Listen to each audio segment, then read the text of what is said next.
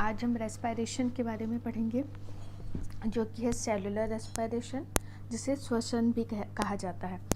तो रेस्पिरेशन एक ऐसा प्रोसेस है जिसे हमको पता है रेस्पिरेशन की बेसिस पे ही सबसे पहले तो डिफरेंशिएट किया जाता है कि कोई भी चीज़ क्या है, लिविंग है या नॉन लिविंग है। अब जो चीज़ें लिविंग होती हैं उन्हीं में ही क्या होता है, आपकी जो रेस्पिरेशन का जो प्रोसेस होता है वो होता है। और सबसे पहले रेस्पिरेशन एक जनरल इंट्रोडक्शन के तौर पर देखेंगे तो रेस्पिरेशन में होता क्या है। प्लांट और जितने भी अदर ऑर्गेनिज्म रहते हैं वो ऑक्सीजन क्या करते हैं, लेते हैं और कार्बन डाइऑक्साइड रिलीज़ करते हैं। सिंपल एक रेस्पिरेशन का प्रोसेस में अगर हम बोलेंगे जैसे हम करते हैं, ह्यूमन बींग्स में होता है जो रेस्पिरेशन की जो प्रोसेस होती है उसमें हम ऑक्सीजन लेते हैं और कार्बन डाइऑक्साइड रिलीज़ करते हैं। और ये ऑक्सीजन हम लेते किससे हैं, प्लांट से लेते हैं। तो ऑब्वियस सी बात है, प्लांट, अब हमको देखना है कि प्लांट ये जो ऑक्सीजन का प्रोडक्शन कैसे करते हैं या प्लांट में ये जो प्रोसेस है वो होता कैसे।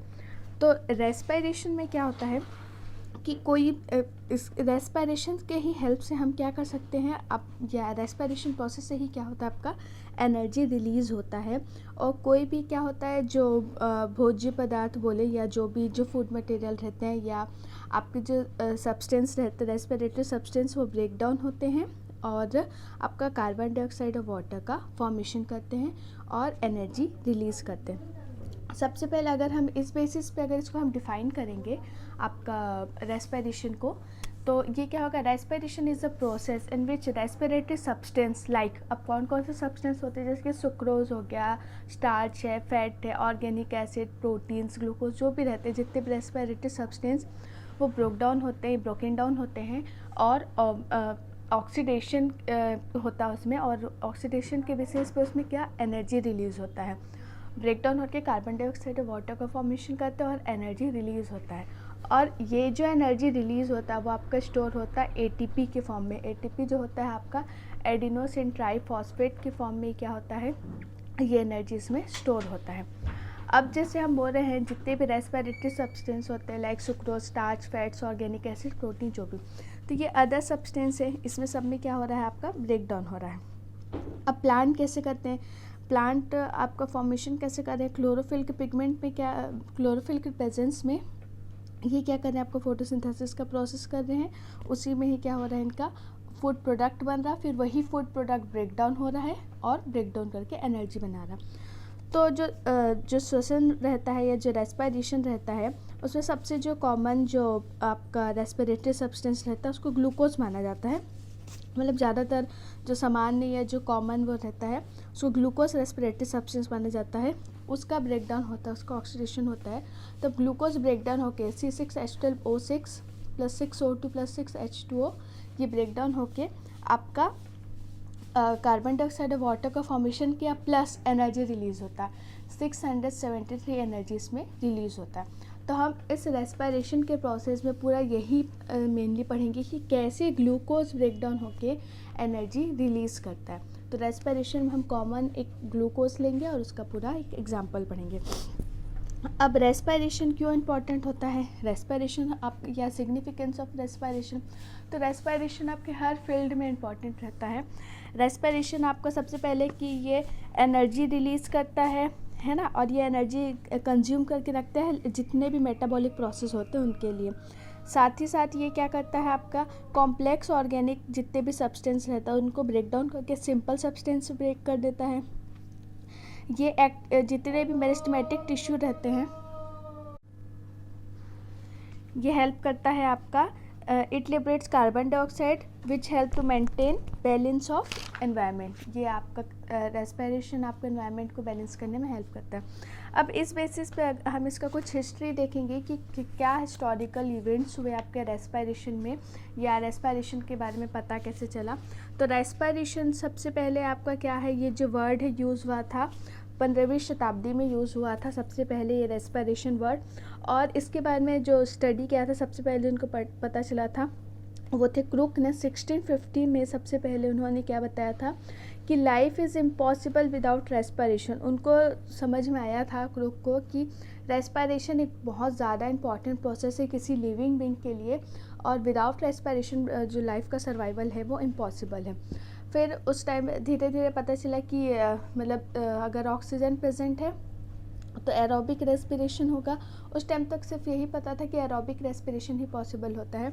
फिर बाद में स्टडी हुआ तो पॉस्चर ने 1870 में स्टडी किया। 1870 में वो स्टडी की उन्होंने देखा कि जस्ट लाइक एरोबिक रेस्पिरेशन एक टाइप का और एक रेस्पिरेशन प्रोसेस होता है, जहाँ एब्सेंस ऑफ ऑक्सीजन में भी क्या होता है, एक प्रोसेस होता है जिसको हम बोलते हैं एनारोबिक रेस्पिरेशन, और उसमें लास्ट प्रोडक्ट जो फॉर्म होता है वो होता है एल्कोहल।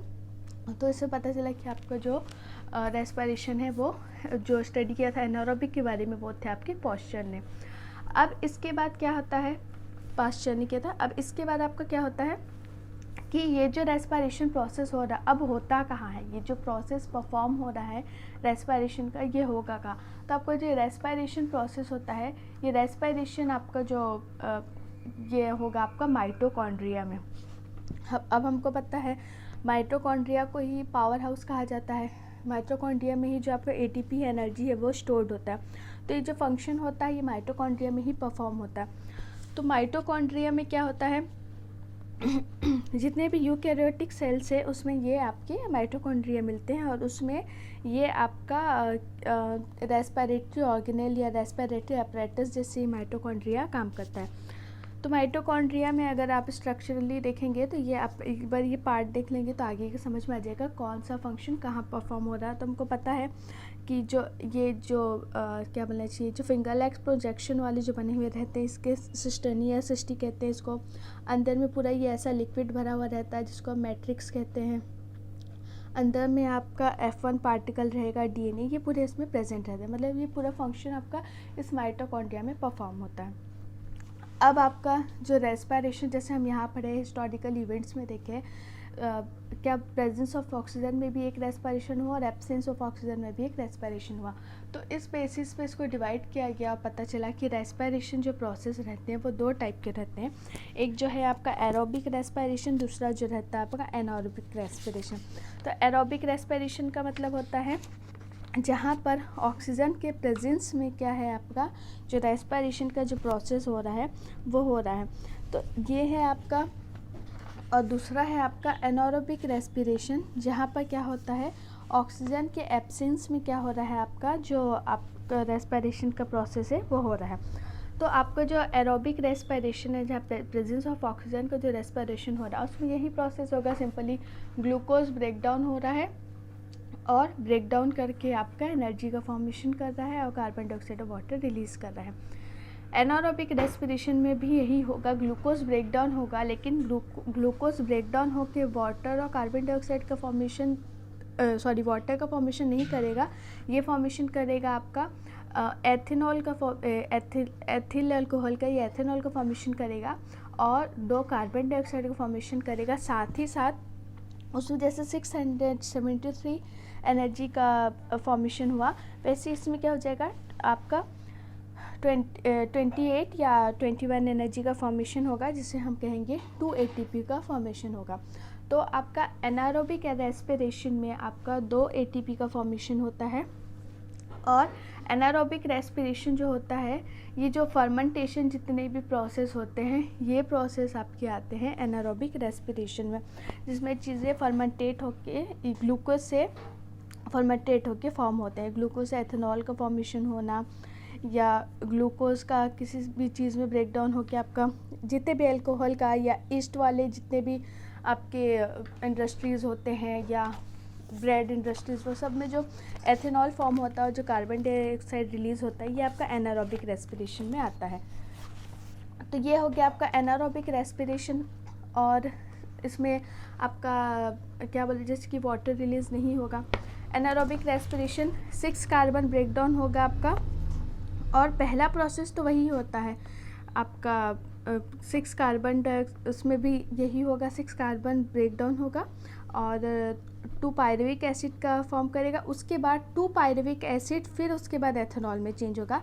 यहाँ पर हम डायरेक्टली पढ़े हैं, लेकिन पहले 6 कार्बन चेंज होगा 2 पायरुविक एसिड में। मतलब पहला प्रोसेस जो रहता है आपका ग्लाइकोलिसिस वो एनारोबिक एरोबिक दोनों में कॉमन रहेगा, फिर ये आपका एथेनॉल में चेंज होगा।